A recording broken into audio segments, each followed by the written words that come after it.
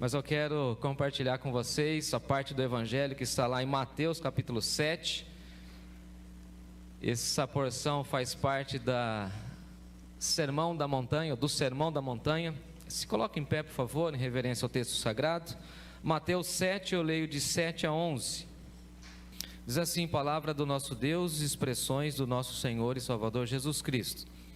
Peçam e receberão, procurem e encontrarão, batam e a porta lhes será aberta. Pois todos os que pedem, recebem, todos os que procuram, encontram, e para todos aqueles que batem, a porta é aberta. Respondam: se seu filho lhe pedir pão, você lhe dará uma pedra? Ou, se pedir um peixe, você lhe dará uma cobra? Portanto, se vocês que são maus sabem dar bons presentes a seus filhos, quanto mais o seu Pai, que está no céu, dará bons presentes aos que lhe pedirem. Vamos orar? Obrigado, Senhor, pela porção da Tua palavra lida, e a nossa oração é que o Senhor fale ao nosso coração, que nessa exposição possamos ouvir a Tua voz, e que o Senhor fale profundamente aos corações dos nossos irmãos e irmãs, e também, ó Deus, de uma maneira muito profunda aos pais, trazendo a responsabilidade do cuidado e do pastoreio para com os seus filhos. Fica conosco, com aqueles que estão em suas casas, com a nossa equipe de trabalho, com as professoras do Ministério Infantil nessa hora, e nós oramos agradecidos por tudo, Senhor, pela salvação, pelo agasalho que temos, pela igreja que temos, pelo ar que respiramos, e por podermos ouvir mais uma vez a Tua voz. Em nome de Jesus, amém. Pode tomar o seu assento, se acomode.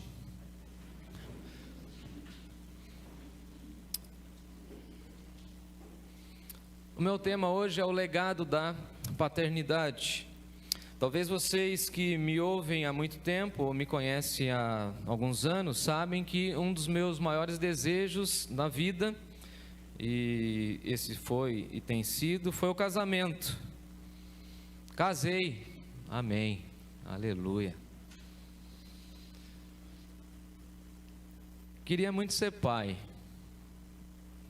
e Deus me deu a graça de ser pai. Ontem eu estava com a Maria Júlia no colo, andando, não foi, Kátia? Para lá e para cá. E aí todo mundo, César, falava assim: está parecendo um bobão. E eu falava para todo mundo, não foi, Ariane? Olha aí como que eu fico bem com uma menininha nos braços. Dando pressão na Natália, é claro. Porque o meu sonho era ser pai. O meu sonho era poder entregar a alguém aquilo que eu recebi, e também passar por um processo de maturidade, porque eu penso que em algum momento da nossa história, estou falando aos homens agora, nós precisamos desfrutar disso, ou passar por isso, para a gente entender o que de fato é o amor.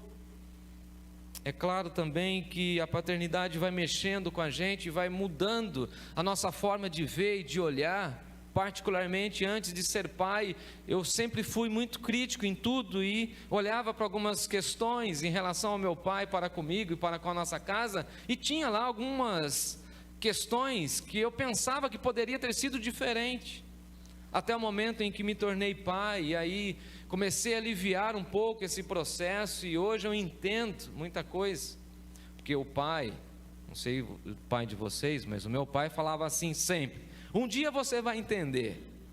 E de fato agora, exercendo a paternidade, eu compreendo. Agora, é bem verdade que a paternidade vai se desenrolando nessa teia social, e em cada tempo, em cada momento histórico, nós temos algumas dificuldades inerentes do tempo. E eu fiquei muito impactado com a proposta de Deus para a minha vida e para a minha jornada, de ser um pai espiritual. O apóstolo Paulo fala de formar outras vidas, e nesse sentido eu fico muito grato a Deus, e a minha paternidade nesse sentido fica muito mais robusta e mais completa. Quando eu olho para aquelas crianças, por exemplo, e alguns que hoje já são adolescentes e jovens, e alguns que eu já casei, não vou citar o nome, alguns que estão me procurando para o casamento e que eu vi ainda como criança e olham para mim e falam assim: eu vejo o senhor como meu pai. E ontem eu fui o fotógrafo do evento das crianças, então eu fiquei responsável pela foto. Não sei se vocês viram as fotos lá no Insta, depois eu vou colocar no Facebook para todo mundo ver. E aí todas as criancinhas que passavam lá davam um abracinho em mim: parabéns pelo seu dia. E aí o Timóteo falou assim: pai, todas essas crianças aqui também de alguma forma são seus filhos. Eu falei assim: louvado seja Deus por isso. Aí eu olho para os meus meninos, que eu chamo de elementos, e falo assim: em algum momento também eu estou forjando eles, estou sendo como uma espécie de um pai, de alguém que orienta. Mas ao mesmo tempo eu me sinto pequeno e menor do que de fato sou, porque os puritanos dizem o seguinte: quando você vê alguma virtude em mim, na realidade não sou eu, é Cristo em mim. E quando você vê um defeito, sou eu mesmo, ou eu mais o Adão que habita em mim. Então, quando nós, pais, recebemos louvor ou elogios em relação ao nosso filho, não é para que nós fiquemos completamente vaidosos e falando assim: nossa, eu sou um super pai. Não, foi Cristo agindo em você e por meio de você. Mas nós também precisamos reconhecer que a paternidade tem lá os seus desafios e nós erramos. E somente homens com H de verdade, é que falam assim: eu sou pai e também já errei. Quem tem a ousadia e a convicção de falar assim: eu como pai errei, eu errei já? Quem? E nós precisamos olhar para quem? Qual que é a nossa referência de paternidade? Se não Deus, o Pai. Então veja que Jesus, ele traz para nós esse conceito da paternidade, e ele então começa a chamar o Deus dos exércitos, o Deus criador de Abba, de Pai. E essa expressão que tem aqui é Vater, que depois vai se tornar o Vater, que é usado na língua francesa, o pater, aquele que cuida, aquele que fornece, aquele que abençoa, aquele que dá oportunidade de crescimento ao filho. E Jesus vem trazendo essa realidade para nós. Ele ora ao Pai, ele diz: Pai nosso, é o Senhor que me sustenta, o Senhor é a grande referência. E às vezes, amados irmãos e irmãs, nós buscamos outras referências, enquanto o Cristo a quem servimos está olhando para nós e falando para nós nessa manhã: se você deseja ser um bom pai, olhe para Deus. Deus. E aí então nós precisamos entender as bênçãos e as responsabilidades de ser pai. Eu escrevi isso no boletim. Quem pegou o boletim? Beleza. Qual que é a bênção de ser pai? Me ajudem, pais. Senão eu vou falar de mim mesmo. Uma bênção que eu tive, enquanto vocês pensam, foi de pegar aquela pequena criança, que hoje já está grande aí, né? Está comentando todo mundo, está aí servindo aí. Eu me lembro da médica crente e do médico crente que fizeram parte do meu filho. Quando a pediatra pegou no colo, ela falou assim: é seu. Eu falei: meu? O que eu faço com isso? E lá no hospital onde ele nasceu, Karina, era o seguinte: tinha lá a enfermaria e tinha o berçário. Eu gostei daquele berçário lá, viu, William, lá em Bauru. Ele começava a chorar nele, sabe o que eu fazia? Levava o berçário, deixava lá. Dá uma olhada, Felipe, deixava lá. Aí a mulherzinha que estava lá, a enfermeira, lavava, dava banho, alimentava ele e trazia, sabe como, Jefferson? Ele em paz, dormindo. Ele começava a chorar, o que a moça falava? Leva para o berçário. E no segundo dia, sabe o que a mulher falou para mim, Felipe? Oh, meu senhor, ele é o teu filho. Em outras palavras, ela falou assim: se vira, aprenda a colocar a fralda, aprenda a alimentar essa criança. E essa foi a bênção. Porque a bênção da paternidade é você tirar o foco de você e cuidar de alguém, treinar alguém. E eu falei assim, mas eu não sei mexer com esse negócio desse tamanho, com esse sujeito desse tamanho, com um umbigo para fora. Falei, como que eu lavo o umbigo? Até o momento, aí tinha um curso, hospital chique lá, tinha curso para dar banho. Aí a Natália falou, você vai fazer o curso? Eu falei, vou nada, vou ficar no espelho. Um bom aluno é um bom observador. Fiquei lá só olhando. Chegou em casa, eu falei, o primeiro banho é meu. Tem que fazer assim, não é assim? Que lava um biguinho, com a aguinha assim, deixa escorrer. Cuidei. Que bênção. Que bênção pegar aquela criança e falar assim, eu estou orando pela sua vida, estou torcendo por você, e no que depender de mim, você será uma bênção. Você será o perfume das nações, você será sal e luz da terra. Que bênção pegar o filho no colo e projetar sobre ele sonhos de Deus e falar para ele, você é um presente de Deus. Que bênção. Mas também que privilégio.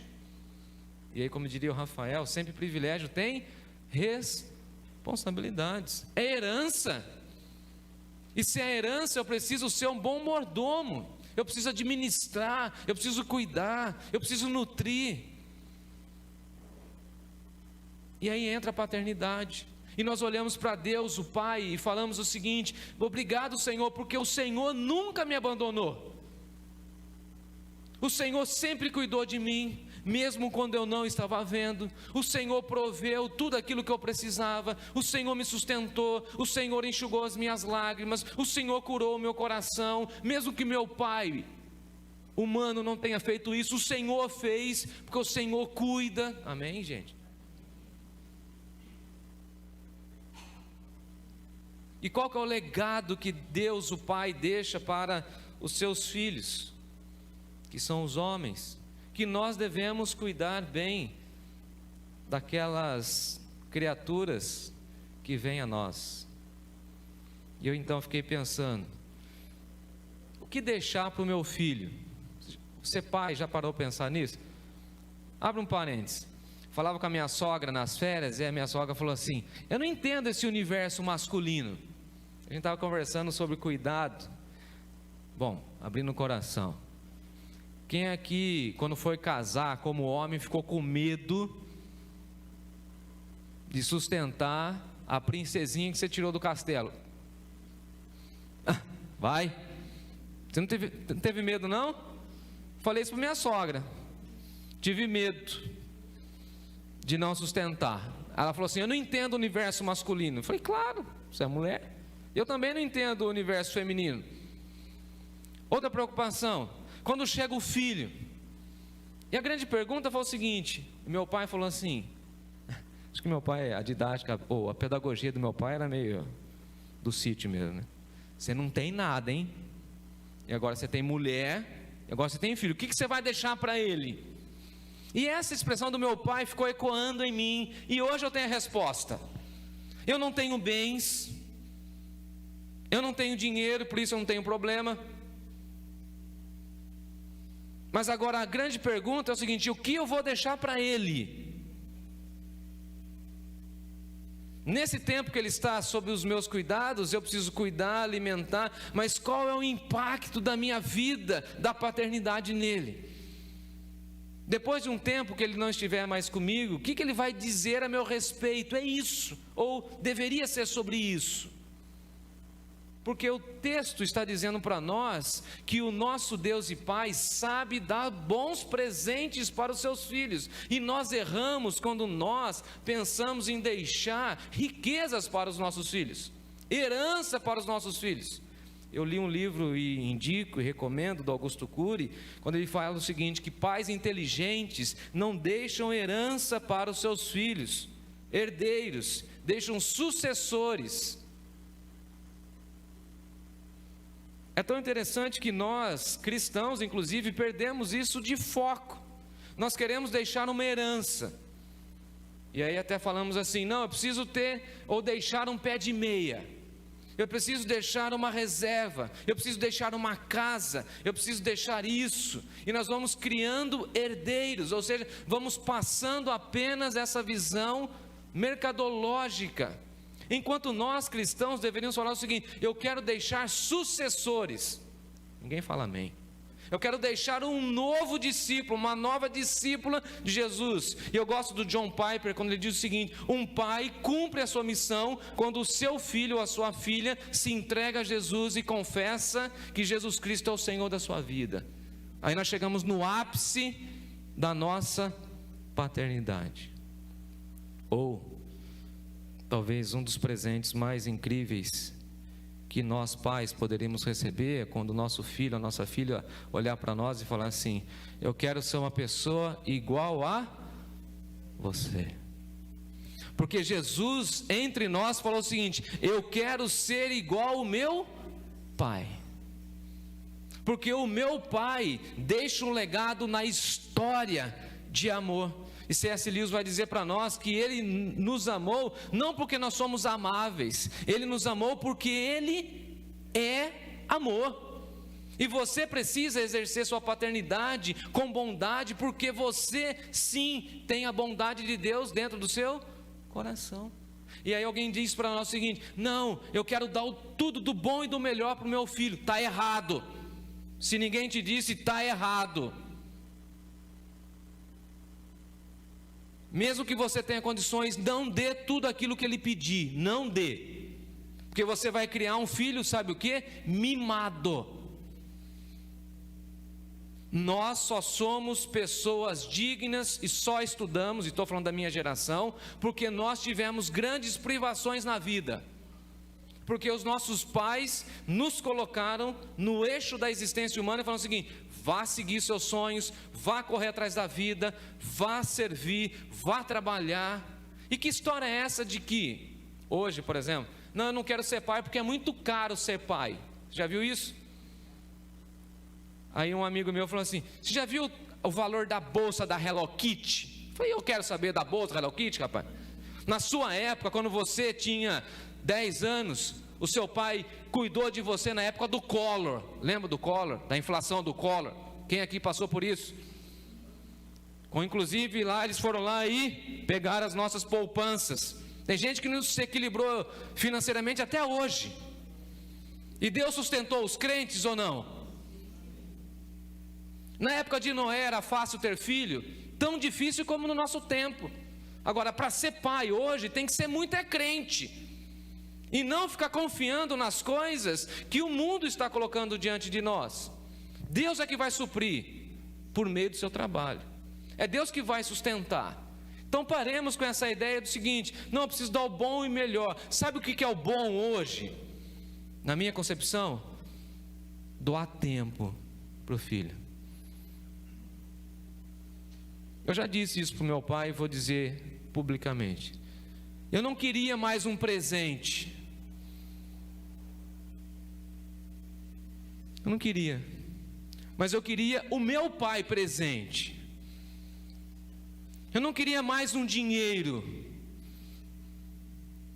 Eu queria ele presente. Posso contar uma história?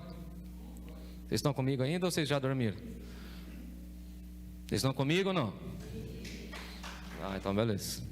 Tem um menininho que chegou um dia para o pai e falou assim: pai, na pandemia você está trabalhando demais, esse tal de home office está me matando e matando o senhor.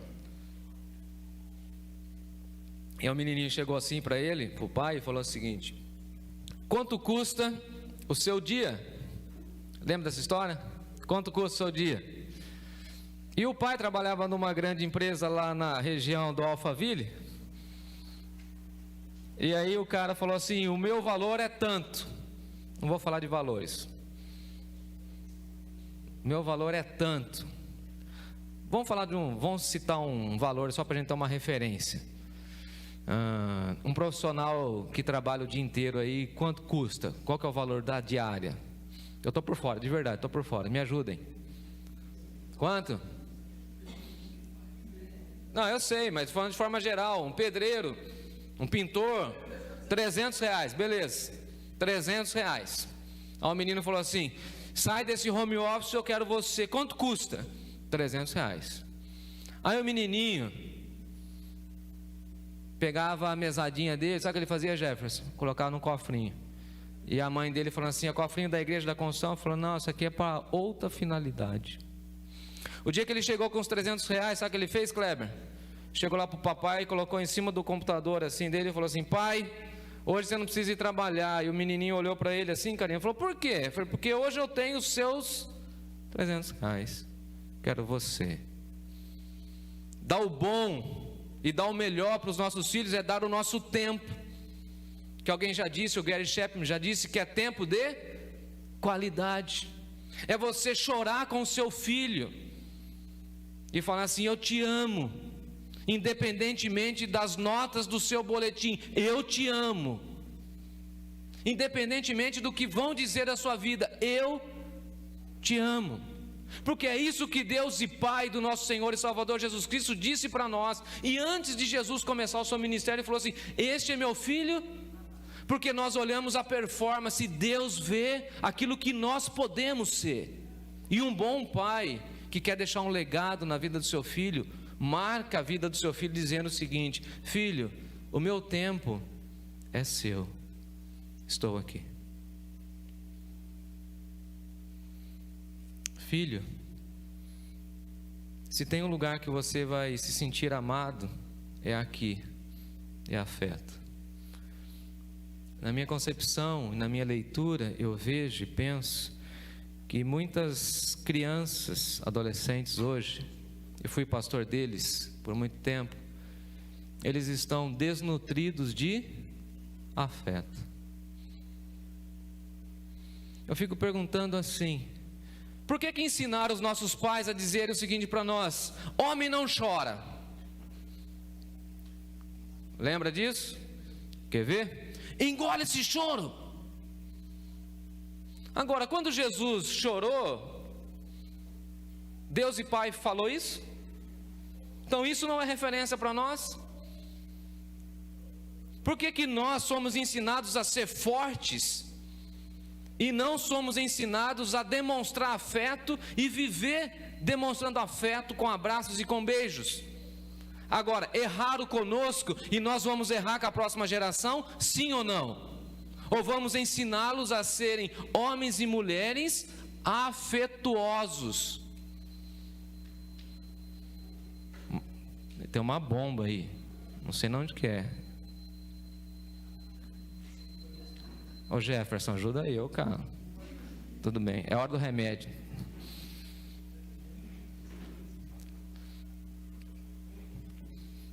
Ontem, contar algo de ontem, real. Quem conhece o Silvio, aqui da nossa igreja? Você conhece, moça? Conhece o seu irmão? Pensa num cara alto, grande, forte. Passei o dia com ele no hospital, cuidando da filha, vigiando em oração.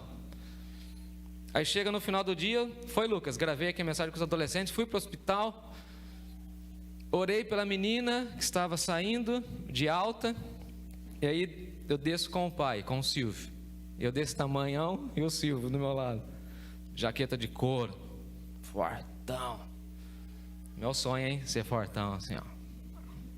Tipo Simeão, Silvio, esses caras assim, o William. É meu sonho, viu, Gerson? Ser um cara, pá. Aí, beleza. Chega lá na recepção, Selma, aí ele, ô pastor, muito obrigado, viu? Tô louco, Silvio. Somos irmãos, cara. Aí ele chega, o Milton, e me dá um abraço e me dá um beijo. A moça fica olhando da recepção e eu acho que ela passou por um processo assim meio doido, porque de manhã ela viu a gente chorando. Eu, Silvio e a esposa chorando. Depois ela viu a gente se beijando. Eu falei assim, obrigado por você cuidar da sua filha. Ele falou assim, obrigado porque você é meu pastor. E nesse período de férias que tive, eu me encontrei com meu irmão em um ambiente comum, chamado shopping. Quem aqui já viu meu irmão? Meu irmão também é alto, forte, moreno como a minha mãe. Eu já puxei um pouco mais o lado do meu pai. E meu pai e minha mãe nos ensinou a gente se abraçar e se beijar. E aí nós estávamos esperando eles no shopping, na praça de alimentação, e chega meu irmão de farda, você imagina? Todo paramentado. chega e fala: e aí, Rô, pega e me dá um abraço e um beijo. A moça que está na outra mesa, assim, Carlão, falando assim: não sei não, hein, moderninho esse casal. Eu falei: casal não, alto lá.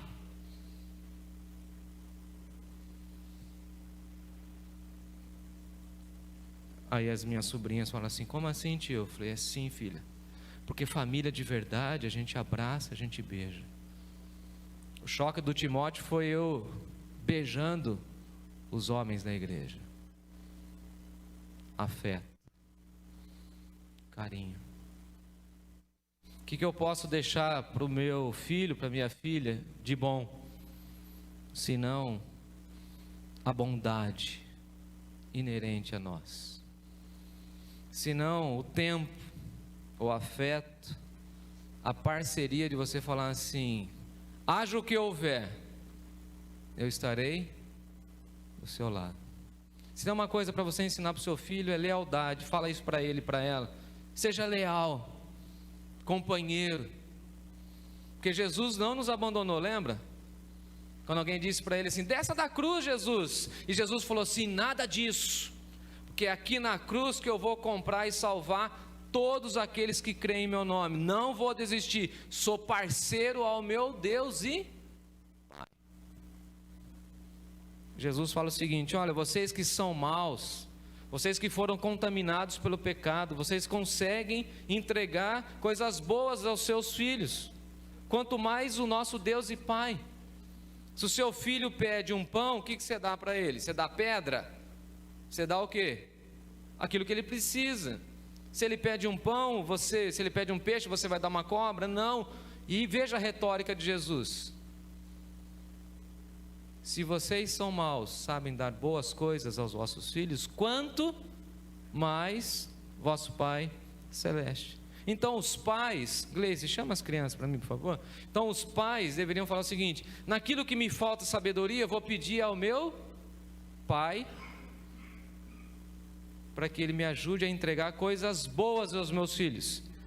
Quando a gente fala coisas boas, já vem na mente dinheiro, herança, cartório.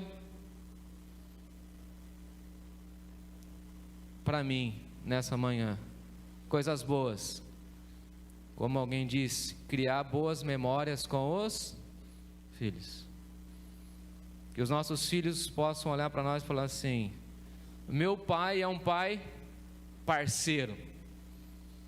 Dia desses meu filho falou assim para mim: pai, eu tenho 3 coisas que eu quero ser na vida. E eu assustei, a espinha gelou. Quero ser pastor, piloto de Fórmula 1 e palhaço. Filho, eu entendo o palhaço. Aí ele falou assim: claro, você foi palhaço no hospital, quero continuar seu trabalho. Beleza, entendo o pastor, beleza. Agora, piloto de Fórmula 1? Como assim? Foi minha crise. É que quando você está com o Fusquinha, pai, você dirige que nem um louco por aí. E eu falei: eu nem sabia que eu estava ensinando algo errado. Porque eu ensinei para ele: quando der amarelo, você mete o pé no acelerador e passa que nem um foguete. Mas eu não falei isso, eu vivi isso com ele. Agora eu estou no processo de desfazer o que eu ensinei e refazer. Estão entendendo o que eu estou querendo dizer? Porque a gente ensina não somente quando a gente fala, mas quando a gente vive, ou como a gente vive. Então quais são os nossos valores, o que nós deixaremos para a próxima geração? Pai, eu quero uma mulher bem bonita do meu lado. Ela precisa ser batista, pai. Eu falei: não, ela precisa ser crente. É para você refazer as coisas, né? Não precisa ser exatamente da nossa denominação, mas ela precisa ser crente, piedosa. Mas precisa ser bonita igual a mamãe, né? Não, aprendeu. Então escolher a partir da bondade. E que meu filho, seu filho, veja em nós parceria. Falei: filho, Eu não gostaria de ficar assistindo televisão e ficar torcendo por você como piloto. Eu não queria isso para mim, mas se for isso, estamos juntos. Se você for um bom palhaço nos hospitais, eu estou junto.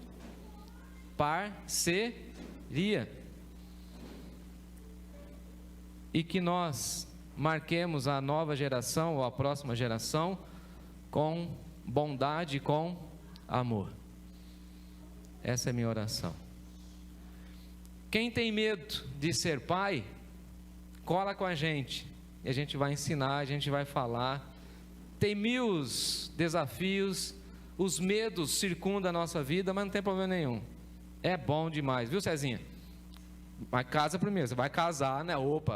Eu vou te casar e quem sabe Deus me deu o privilégio de apresentar um filho seu, cara.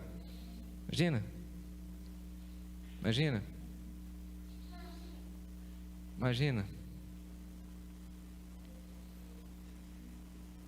É bom ser pai, mas eu quero encerrar com essa frase. É muito bom desfrutar da bondade do meu Pai Celeste.